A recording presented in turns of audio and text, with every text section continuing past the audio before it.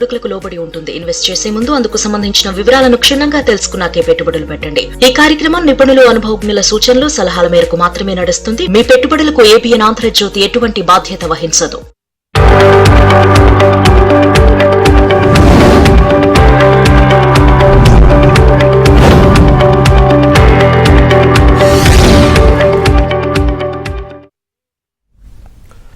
నమస్తే, welcome to ABN business news. దేశీయ stock మార్కెట్లు నష్టాల్లో కొనసాగుతున్నాయి. సెన్సెక్స్, నిఫ్టీ నష్టాల్లో ట్రేడ్ అవుతున్నాయి. ఉదయం ఫ్లాట్గా ప్రారంభమైన సూచీలు తర్వాత నష్టాలకు జారుకున్నాయి.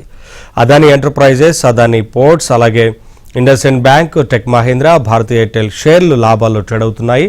NTPC, HUL, Hero MotoCorp, Tata Consumer Products, ఇటు బ్రిటానియా షేర్లు నష్టాల్లో కొనసాగుతున్నాయి.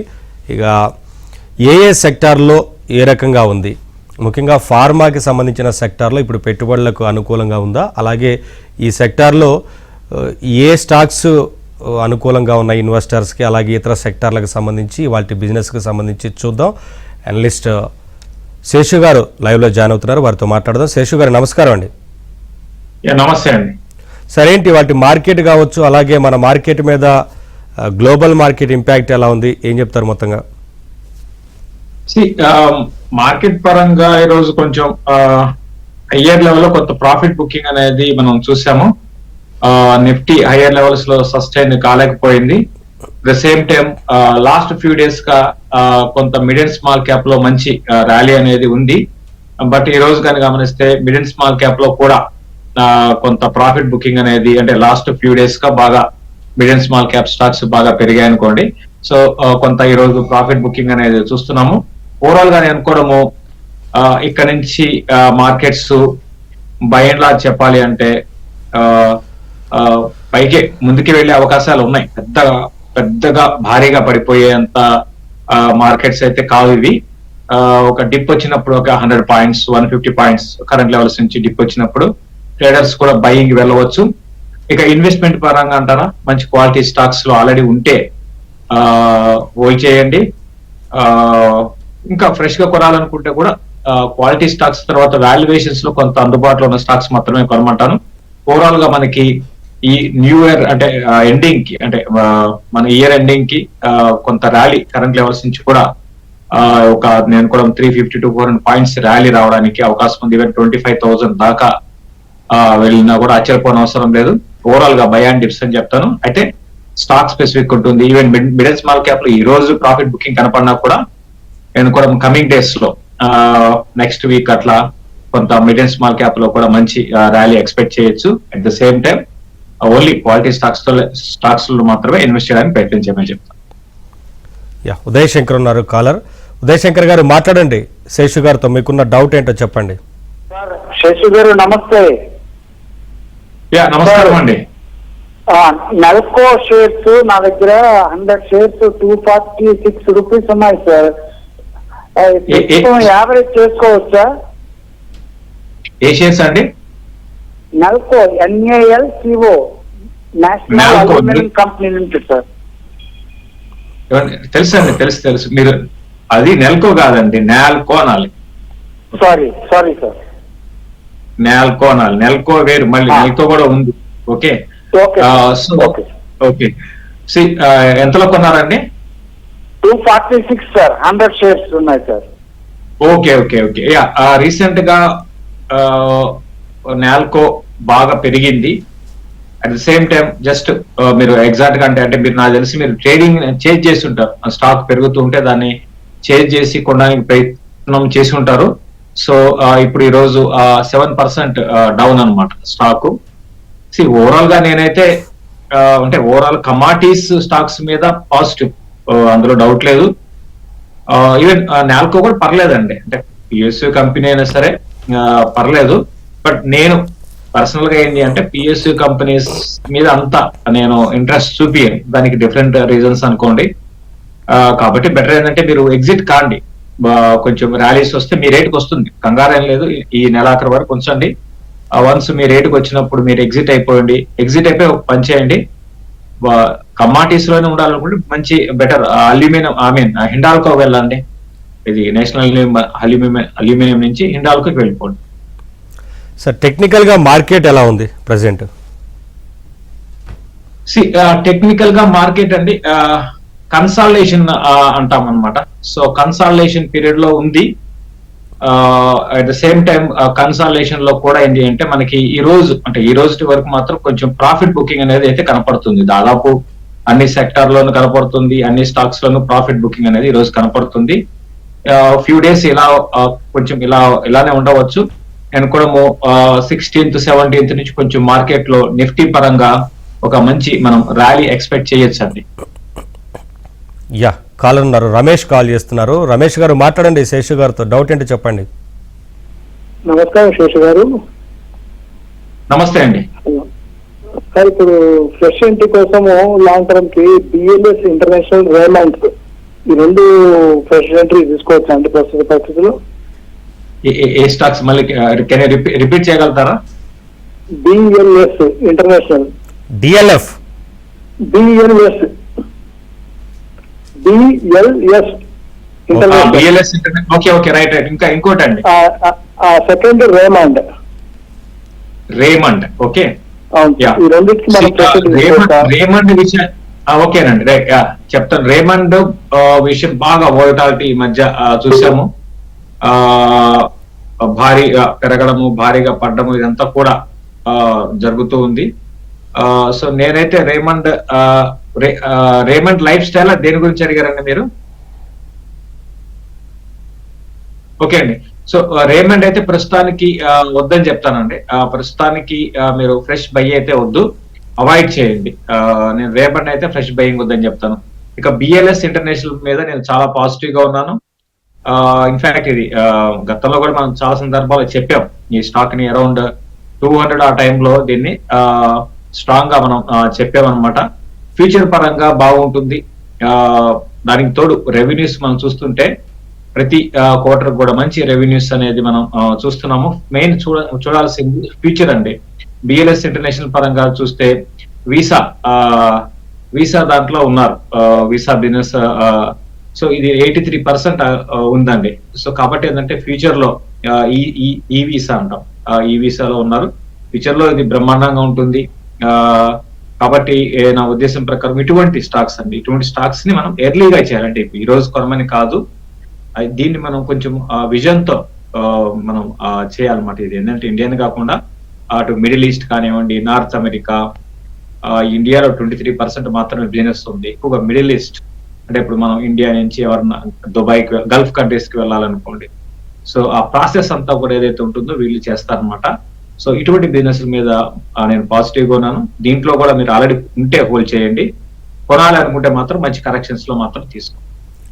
నెక్స్ట్ కాలర్ రాము చేస్తున్నారు. రాము గారు మాట్లాడండి శేషు గారితో. సార్ నమస్తే సార్. నమస్తే అండి. 3 స్టాక్స్ గురించి తెలుసుకుందాం అనుకుంటున్నాం సార్. ఈ టైంలో ఎంటర్ అవ్వచ్చా లేదనేది. ఒకటి వోడాఫోన్, రెండోది లారస్ ల్యాబ్, మూడోది సుజలాన్ ఎనర్జీ.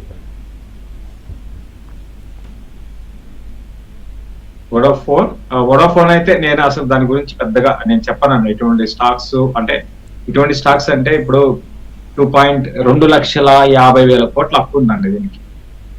ఓకే, మీరు ₹7 ఉంది కదా అని చెప్పేసి కొనాలని అనుకోవాకండి ఎవరు కూడా.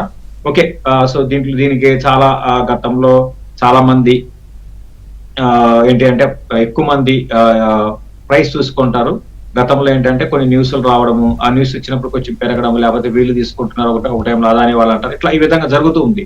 సో మీరు గుర్తుపెట్టుకోండి, ఇప్పుడున్న కాంపిటీషన్ లో అంటే బిగ్ ప్లేయర్స్ ఏవైతే ఉన్నారో ఒకరు అదాని, ఒకరు అంబానీ. సో వీళ్ళని తట్టుకొని వీళ్ళు ముందుకు వెళ్ళాలి అంటే అంత ఈజీ అవుతుందా? మీరు ఆలోచించుకోండి, నేను చెప్పేది ఏం లేదు. సో ఎప్పుడు కూడా బిజినెస్ ని మనం ఐడెంటిఫై చేయాలి. సో వీళ్ళకి ఏంటంటే ప్రతి నెల కొన్ని వేల కోట్లు పంపు చేయాలండి. అట్లా చేయగలిగితే ఆఫ్ కోర్స్ ముందుకు వెళ్ళొచ్చు. ఎట్లా చేసినా కూడా మళ్ళీ రేపొద్దున గవర్నమెంట్ ఏంటి అంటే అటు అదానికి, అంబానీకి ఎక్కువ ఫేవర్ చేస్తూ ఉంటుంది. కాబట్టి ఏంటంటే కష్టం అండి. వోడాఫోన్ ఐడియా వద్దని చెప్తాను. ఇవన్నీ కూడా మధ్యలో పెరుగుతాయండి, మధ్యలో పెరుగుతాయి, బట్ అవి సస్టైన్ కావు. నెక్స్ట్ కాలర్ లక్ష్మి చేస్తున్నారు హైదరాబాద్ నుంచి. లక్ష్మి గారు మాట్లాడండి శేషు గారితో, డౌట్ ఏంటి చెప్పండి. నమస్తే శేషు గారు. నా దగ్గర బిర్లా కార్పొరేషన్ 1 year నుంచి హోల్డ్ చేస్తున్నానండి 1434 లో. ఇక్కడ ఇంకొన్ని యాడ్ చేసుకోవచ్చా? ఇంకోటి హ్యాపీయెస్ట్ మైండ్స్ కూడా 850లో ఉన్నాయి, ఇంకా యాడ్ చేసుకోవచ్చా ఇప్పుడు? హ్యాపీయెస్ట్ మైండ్ ఎంతలో ఉన్నాయండి? 850 అండి. హ్యాపీయెస్ట్ మైండ్ స్లోగా మీరు అబ్జర్వ్ చేస్తే అండి గత 4 ఏళ్ళు, ఇన్ఫాక్ట్ అంటే మనకి 4 ఏళ్ళు అనుకోవచ్చు, దగ్గర 3.5 years అనుకోండి. అంటే ఐపీఎఫ్ వచ్చిన టైం నుంచి కూడా కాదండి, 4 ఏళ్ళు దాటిపోయింది, 4 ఏళ్ళు దాటిపోయింది అనమాట. సో ఐపీఓ వచ్చిన దగ్గర నుంచి కూడా, అంటే ఐపీఓ వచ్చిన తర్వాత బాగా పెరిగింది, హైప్ తో పెరిగింది. వన్స్ హైప్ అంతా అయిపోయిన తర్వాత అక్కడ నుంచి అంటే 2021 నుంచి 14 కాదు 1500 అండి, 1500 దాకా వెళ్ళి అక్కడి నుంచి పడుతూ ఉంది. సో ఎవరు ఎక్కడ కొన్నా కూడా లాస్ట్ గత 4 సంవత్సరాల్లో అందరికి నష్టాలు వచ్చాయి. సో కాబట్టి ఏంటంటే ఇది ఎక్స్పెన్సివ్ నిజంగా. హ్యాపీయెస్ట్ మైండ్ అనేది బిజినెస్ పరంగా అంతా బాగానే ఉంది, అన్ని బాగున్నాయి, కాకపోతే చాలా ఎక్స్పెన్సివ్. ఈవెన్ కరెంట్ లెవెల్స్ లో కూడా మీకు ఏంటి అంటే గమనిస్తే ఇప్పుడు కూడా వాల్యుయేషన్స్ ఎక్స్పెన్సివ్ అండి, ఈ లెవెల్లో కూడా ఎక్స్పెన్సివ్. కొన్ని ఇంత ఎక్స్పెన్సివ్ గా ఉన్నప్పుడు ఏంటి అంటే ఆ రిజల్ట్ చూపించాలి, వీళ్ళు రిజల్ట్స్ అద్భుతంగా చూపించాలి. చూపించినప్పుడు మనం దానికి ఎక్స్పెన్సివ్ అయినా కొనొచ్చు. లాస్ట్ నెంబర్స్ దానికి తర్వాత దానికి ముందు నెంబర్స్ లో, దాని ముందు నెంబర్స్ పర్లేదు, బట్ ఇదేంటంటే ఒక టెక్నాలజీ బేస్డ్ కంపెనీకి ఈ నెంబర్స్ చాలదండి. గ్రోత్ అనేది 30-40% అట్లా కనపడాలి. కాబట్టి నా ఉద్దేశం ప్రకారము మీకు టైం వేస్ట్ అయిపోవడం తప్ప ఉపయోగం లేదు. మీరు ఏం చేస్తారంటే ఎగ్జిట్ తీసుకోండి, ర్యాలీస్ లో ఎగ్జిట్ తీసుకోండి, మీరు రేటుకి వచ్చినప్పుడు ఎగ్జిట్ తీసుకోండి. ఫ్రెష్ యాడ్ అయితే వద్దు, ఫ్రెష్ గా కొనడం అయితే వద్దు. నెక్స్ట్ రవికిరణ్ చేస్తున్నారు. రవికిరణ్ గారు మాట్లాడండి, శేషు గారితో డౌట్ ఏంటి చెప్పండి. నమస్తే సార్. సార్ కోల్ ఇండియా నమస్తే. షేర్ గురించి తెలుసుకోవాలి. ఏమండి? Coal India share sir, coal India 1500 shares తీసుకున్నాను సార్, 350లో యావరేజ్. 1500 షేర్స్ 350 తీసుకున్నారు, చెప్పండి. అవునండి, ఇప్పుడు హోల్డ్ చేయాలా లేకపోతే అది సెల్ చేయాలా ఏంటని సజెషన్. అంటే మీకు మనం బాగా డీప్ గా స్టడీలోకి వెళ్ళిపోతే అండి, అంటే ఇప్పుడు ఒకవైపు కోల్ ఇండియా అంటే మీకు తెలిసిందే, కోల్ మన ఇండియాలో కోల్ కన్సంప్షన్ అనేది ఒకప్పుడు బాగా బ్రహ్మాండంగా ఉండేది. స్లోగా కోల్ కన్సంప్షన్ అనేది తగ్గుతూ ఉంది. అంటే మనం ఇంకా బిజినెస్ లో అంటే డీప్ గా వెళ్ళాలంటే, అయితే ఇప్పుడు మీకు గమనిస్తే ఇప్పుడు మనం alternate energy, for example thermal power, మనకు ట్రెడిషనల్ గా వస్తుంది థర్మల్ పవర్. ఇప్పుడు ఏంటంటే దాని మీద ఫోకస్ తగ్గుతుంది. ఇప్పుడంతా కూడా ఆల్టర్నేట్ ఎనర్జీ, మీరు గవర్నమెంట్ కూడా చూసుకుంటే ఆల్టర్నేట్ ఎనర్జీని బాగా ఎంకరేజ్ చేస్తుంది. దానికి రకరకాల కారణాలు, అటు ఒక పొల్యూషన్ దృష్టిలో పెట్టుకోవచ్చు, కాస్ట్ పరంగా కావచ్చు, సో ఎన్విరాన్మెంట్ పరంగా కావచ్చు, ఇటువంటి అంశాలన్నీ ఉన్నాయి. సో కాబట్టి ఈ కోల్ ఇండియా అని ఏంటి అంటే నా ఉద్దేశం ప్రకారము డివిడెండ్ కోసం గవర్నమెంట్ కంపెనీ డివిడెండ్ ఇస్తుంటుంది, 6% మంచి డివిడెండ్ పరంగా. అంతేకాని గ్రోత్ పరంగా మీకు అద్భుతంగా ఉండదు. మరీ ముఖ్యంగా ఇక్కడి నుంచి ఏంటి అంటే ఆ కోల్ కన్సంప్షన్ అనేది తగ్గొచ్చు భవిష్యత్తులో, ఎందుకంటే మనం ఆల్టర్నేట్ వైపు వెళ్తున్నాం కాబట్టి. అంటే మీరు ఎప్పుడు కూడా ఏదంటే ఇట్లా ఉండాలండి, స్టాక్ సెలెక్ట్ చేసుకున్నప్పుడు కోల్ ఇండియా కదా, గవర్నమెంట్ కంపెనీ కదా, కొనుక్కుంటే బాగుంటుంది కదా, ఇది కాదు. ఫ్యూచర్ ఏంటి, కోల్ కి భవిష్యత్తు ఎలా ఉంటుంది అనేది చూడాలి. సో ఒకప్పుడు కానీ గమనిస్తే మన ట్రైన్స్ కూడా బొగ్గు ఇంజన్ తో ఉండేది లాంగ్ బ్యాక్. సో ఇప్పుడు ఆ విధంగా లేదు కదా, అట్లా మార్పులు వస్తుంటాయి. దాని తగ్గట్టుగా దీన్ని ఓల్డ్ ఎకానమీ అంటాం, ఓల్డ్ ఎకానమీ కంపెనీస్ అంటాం వీటిల్ని. ఈ ఓల్డ్ ఎకానమీ కంపెనీస్ నుంచి బయటకు వచ్చి మీరు న్యూ ఏజ్ కంపెనీస్ వైపు వెళ్ళాలి. నేనైతే వద్దంటాను. ప్రస్తుతానికి ఆల్రెడీ ప్రాఫిట్ లో ఉన్నారు, ప్రాఫిట్ కొంచెం పెరుగుతున్నప్పుడల్లా కూడా ప్రాఫిట్ బుక్ చేసుకోండి. నెక్స్ట్ కాలర్ సుబ్బారావు చేస్తున్నారు. సుబ్బారావు గారు మాట్లాడండి, శేషు గారితో డౌట్ ఏంటి చెప్పండి. నమస్తే అండి. నమస్కారం, చెప్పండి సార్. ఇది ఒకటి HDFC బ్యాంక్ వచ్చేసి నా దగ్గర సారీ సార్ నెక్స్ట్లే షేర్స్ ఉన్నాయి సార్ 1293లో. దీన్ని ఇంకా కొన్ని అక్యుములేట్ చేసుకోవాలనుకుంటున్నాను, దాన్ని ఏ ప్రైస్ లో కొనొచ్చు? నెస్లే అన్నారా అండి? అవునండి. 1393లో ఉన్నాయండి నా దగ్గర, 1393లో ఉన్నాయి, 65 షేర్లు ఉన్నాయి. దాన్ని ఒక 100 షేర్లు అక్యుములేట్ చేద్దామని నా ఐడియా. అవసరం లేదు, ఆల్రెడీ ఉన్నారు, ప్రాఫిట్ లో ఉన్నారు కదండి. 1393లో ఉన్నాయండి, 1393 అంటే కొద్దిగా మైనస్ లోనే ఉంది. నెస్లే గురించి అంటున్నారు కదా మీరు, నెస్లే కాదా? అవునండి, నెక్స్ట్లేనండి. అవునండి, 2000 ఉంది కదండి. హలో, మీరు నెస్లే ఇండియా గురించి అడుగుతున్నారు కదండి.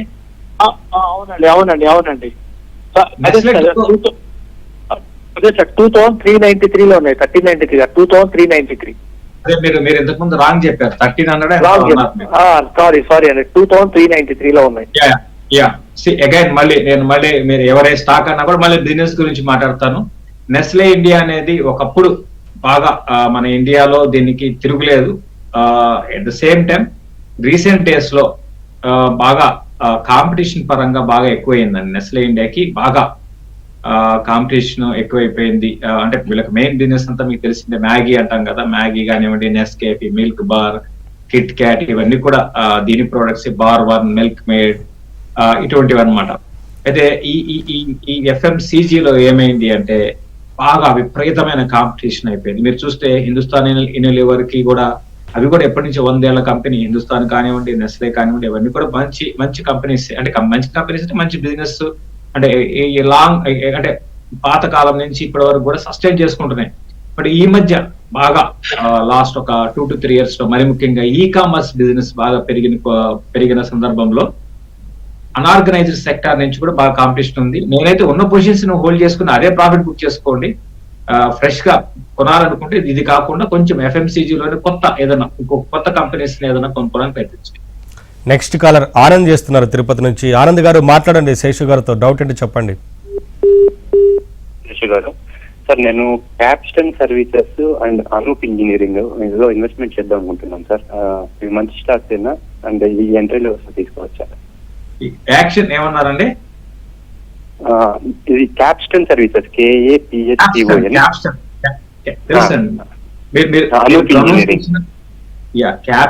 Capston services. Okay, Capston services అనేది ఇది కూడా ఇది మంచి భవిష్యత్తు. చాలా చిన్న కంపెనీ అండి, చాలా చిన్న కంపెనీ. స్టాఫింగ్ ప్రొవైడ్ చేసే కంపెనీ అనమాట. సో అటు సెక్యూరిటీ సర్వీసెస్ కావచ్చు, సాఫ్ట్ సర్వీసెస్ కావచ్చు, వాటికి స్టాఫింగ్ ప్రొవైడ్ చేసే కంపెనీ. అంటే వీళ్ళు ఏంటంటే ఇప్పుడు బల్క్ గా ఇప్పుడు అంత ఎడ్యుకేషన్ పరంగా అంత లేని వాళ్ళని తీసుకొచ్చి వాళ్ళకి ట్రైనింగ్ ఇచ్చి, సో అటు సెక్యూరిటీ గార్డులు కానివ్వండి, ఇటువంటివి చేస్తూ ఉంటారు అనమాట. అయితే ఇందులో ఏంటి అంటే మార్జిన్స్ కూడా తక్కువ ఉంటాయి. ఎందుకంటే బై అండ్ లార్జ్ వాళ్ళకి వీళ్ళే పే చేస్తారు ఆన్ ద బిహాఫ్ ఆఫ్, అంటే కంపెనీ తరఫు ఉన్నా కూడా మధ్యలో వీళ్ళే పే చేస్తారు. ఆ కొంచెం వచ్చిన మార్జిన్ లో ఉంటుంది అనమాట. చాలా చిన్న మార్జిన్స్ ఉంటాయి. అయితే విషయం ఏంటంటే ఫ్యూచర్ అయితే బాగుంటుందండి. ఇది సర్వీస్ ఇండస్ట్రీ కింద వస్తుంది. సో సర్వీస్ ఇండస్ట్రీకి మన ఇండియాలో అద్భుతమైన ఫ్యూచర్ ఉంటుంది. మార్జిన్స్ తగ్గినా కూడా వాల్యూమ్ పెరుగుతుంది. ఫ్యూచర్ లో వాల్యూమ్ పెరుగుతుంది. రేపొద్దున మనం ఇదేనే కాదు, ఇంకా రకరకాల సర్వీసెస్ కంపెనీస్ ఉన్నాయి. వాటన్నింటికి మంచి భవిష్యత్తు ఉంటుంది. నేను దీని మీద అయితే అంటే నేను పాజిటివ్ గానే ఉన్నాను. అఫ్ కోర్స్ ఇది ఏంటంటే పెద్ద ఫండ్స్, మ్యూచువల్ ఫండ్స్, తర్వాత ఫారిన్ ఇన్వెస్టర్స్ కూడా ఎవరు లేరు. అయినా సరే నేను పాజిటివ్ గా ఉన్నాను. కాలర్ ఉన్నారు, గోపాలకృష్ణరాజు చేస్తున్నారు భీమవరం నుంచి. గోపాలకృష్ణరాజు గారు మాట్లాడండి శేషు గారితో. మీకున్న డౌట్ ఏంటో చెప్పండి. Mangaluru chemicals and fertilizers present rate లో షార్ట్ టర్మ్ ని కొనుక్కోవచ్చా? నెక్స్ట్ రెండోది QESS క్రాప్ ప్రజెంట్ రేట్ లో కొనుక్కోవచ్చా? Mangaluru chemicals and fertilizers present rate లో కొనుక్కోవచ్చా అని అడిగారండి. వద్దండి, Mangaluru chemicals and fertilizers present rate లో కొనుక్కోవద్దని చెప్తాను. నెక్స్ట్ కాలర్ శ్రీనివాస్ చేస్తున్నారు. శ్రీనివాస్ గారు మాట్లాడండి శేషు గారితో. డౌట్ ఏంటో చెప్పండి. శేషు సార్ నమస్తే సార్. నమస్తే అండి sir. IPG Indraprastha gas sir, దాన్ని ఎలా ఉంటుంది తీసుకోవచ్చా? రికమెండ్ చేస్తారా? ఇంద్రప్రస్థ గ్యాస్ అంటే వీళ్ళకంటూ బిజినెస్ అనేది కంటిన్యూగా ఉంటుందండి, అందులో డౌట్ లేదు.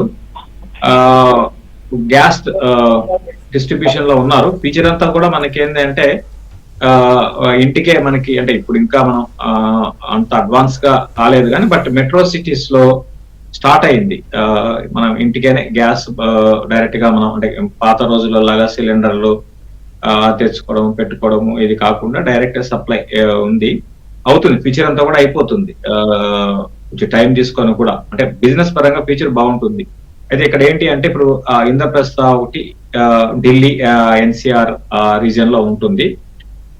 ఎంజిఎల్ అంటే మహానగర్ గ్యాస్, అది ముంబై అండ్ ఆ సరౌండింగ్స్ లో ఉంటుంది అనమాట, ఉంది ప్రెజెన్స్.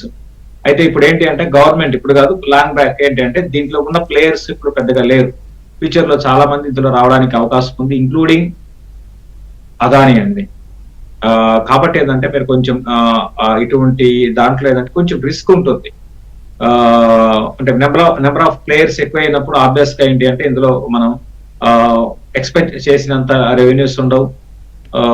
ఇప్పటివరకు బాగానే ఉంది, బట్ నేనైతే ఎందుకు కొంచెం రిస్క్ ఉన్నా కూడా మనం ఎందుకు తీసుకోవడం అని నా ఉద్దేశం, అవాయిడ్ చేయడం బెటర్ అని నా ఉద్దేశం. నెక్స్ట్ కాలర్ సుబ్బారావు చేస్తున్నారు భీమవరం నుంచి. సుబ్బారావు గారు మాట్లాడండి శేషు గారితో. సార్ అరవిందో వర్మ పొజిషన్ ఏంటి సార్? బాగా పడ్డది, దాని పొజిషన్ ఏంటి సార్? ఏమన్నారండి? అరవిందో ఫార్మా అండి. అరబిందో ఫార్మా అంటే మీరు ఆల్రెడీ కొన్నారా? ఆల్రెడీ ఉన్నాయి సార్, హోల్డింగ్ ఉన్నాయండి. ఇప్పుడు 2 years నుంచి హోల్డింగ్ సార్ అయ్యి.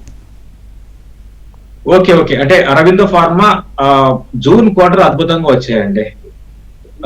సో మార్చ్ క్వార్టర్ కూడా బాగా వచ్చి మొన్న కొంచెం కొత్త నెంబర్స్ బాగా కొంచెం కాదు బాగానే డిసప్పాయింట్మెంట్ చేసిందని చెప్పొచ్చు.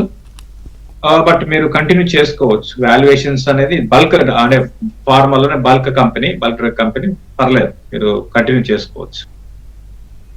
సార్ కమింగ్ ఐపీఓస్ ఏమున్నాయి నెక్స్ట్ వీక్ కి? కమింగ్ ఐపీఓస్ మీద నేను కీన్ గా అంత ట్రాక్ చేయలేదండి. సో కంపెనీల రిజల్ట్స్ కూడా ఏమైనా ఉన్నాయా నెక్స్ట్ రాబోయే అంటే వీక్ స్టార్టింగ్? రిజల్ట్ సీజన్ ఇప్పుడు కాదండి, ఇంకా టైం ఉంది. ఓకే సార్, ఓవరాల్ గా సెక్టర్ వైజ్ చూస్తే ఏ సెక్టర్ బాగుందంటారు ప్రజెంట్ ఇన్వెస్టర్స్ కి అనుకూలంగా? అంటే సెక్టర్ చెప్పలేమండి, అంటే అది అంటే ఇన్వెస్టర్స్ కి అనుకూలంగా అనేది ఇప్పుడు ఈ రోజు కంటే వారం రోజులకా 10 రోజులకా లాంగ్ టర్మ్ కా అనే దాన్ని బట్టి ఉంటది. అంటే షార్ట్ టర్మ్ ట్రేడర్స్ అందరికి ఏంటంటే ఉన్న ట్రెండ్ ని బట్టి స్టాక్స్ లో కొంటుంటారు, అమ్ముతుంటారు. బట్ లాంగ్ టర్మ్ కి కానీ గమనిస్తే ఇన్ఫ్రా ఒకటి బాగుండొచ్చు, సర్వీస్ ఇప్పుడే అనుకున్నాం, సర్వీస్ ఇండస్ట్రీ అద్భుతంగా నెక్స్ట్ కమింగ్ డేస్ లో ఉండవచ్చు. సో ఈ విధంగా కొన్ని ఈవెన్ హెల్త్ కేర్ ఒకటి కూడా మనకి నెక్స్ట్ డెకెడల్ థీమ్ గా మనం పెట్టుకోవచ్చు. ఈ విధంగా ఇటువంటి సెక్టార్స్ మంచి రిటర్న్స్